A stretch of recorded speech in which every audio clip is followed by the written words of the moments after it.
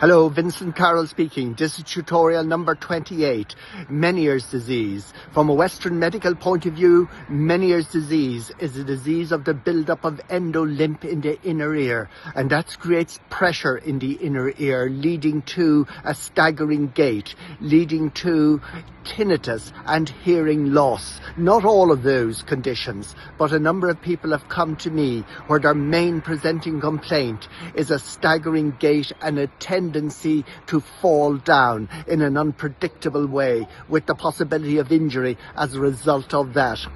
These are not blackouts. These are an unsteadiness on one's feet, leading to one to fall down, and it is completely unpredictable. So therefore, from an acupuncture point of view, what is our starting point? I find a direct correlation most of the time between Ménière's disease and phlegm rising. Phlegm will rise, whereas damp will generally settle. And when phlegm rises, it rises in an unpredictable way. And that's why rising phlegm is often associated with Western medical signs and symptoms, such as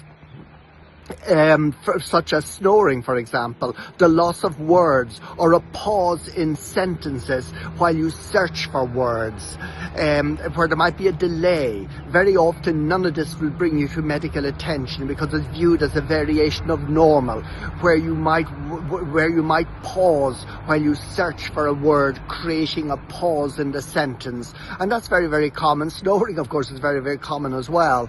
But all of these can be associated with phlegm. So can more serious issues such as stammering or stuttering. Again, that's often a phlegm related issue, where there's the rising of phlegm in an unpredictable way. And that rising in an unpredictable way is what is the characteristic of phlegm rising, the stop again, go again nature of it.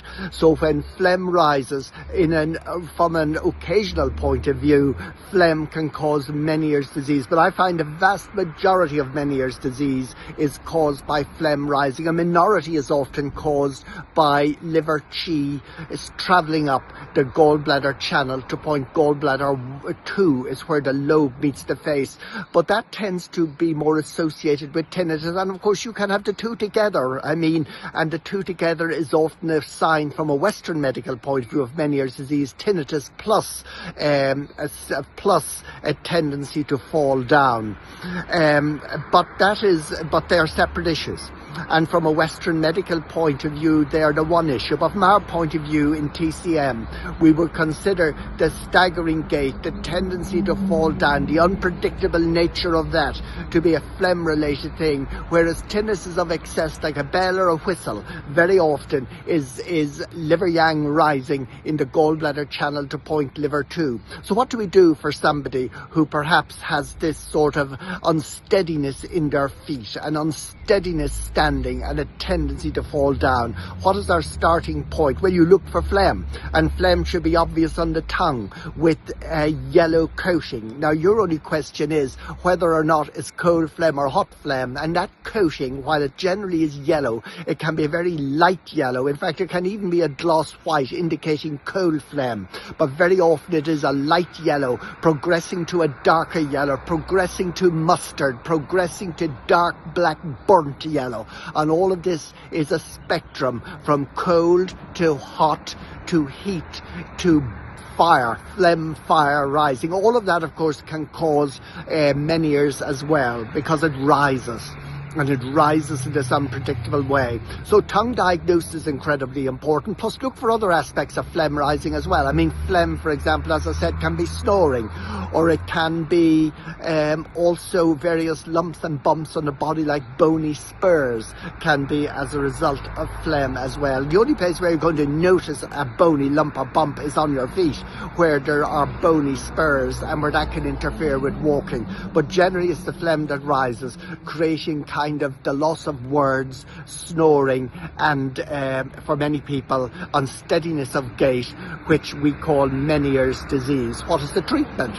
The treatment from an acupuncture point of view are treat the phlegm points. So the phlegm points, for example, would be stomach 40 and lung 5. Stomach 40, lung 5. But there's no point treating that if you don't treat where the phlegm comes from. And of course the phlegm comes from damp.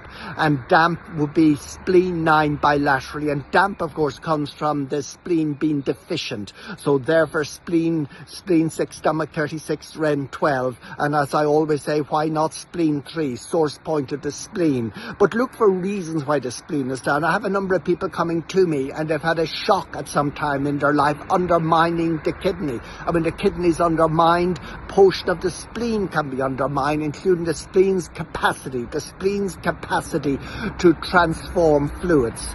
So therefore, consider tonifying the kidney if there's any evidence of kidney. But there certainly will be evidence of spleen, because there'll be evidence of damp, because there's evidence of phlegm, and one leads to the other all the time. So therefore, lung 5, stomach 40, plus spleen 9 bilaterally, plus tonify the rutopros heaven chi and consider the kidney.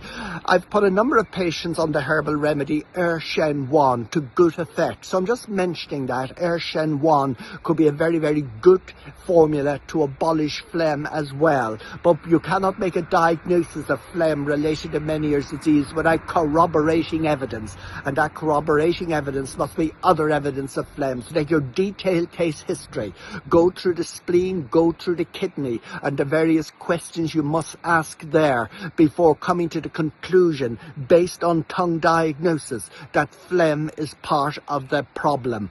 And then it rises in an intermittent way, and that intermittent way creating the staggering gait, the tendency to be uncertain on one's feet, uncertain standing, the fear of falling. All of these are part of Méniere's disease. Thank you.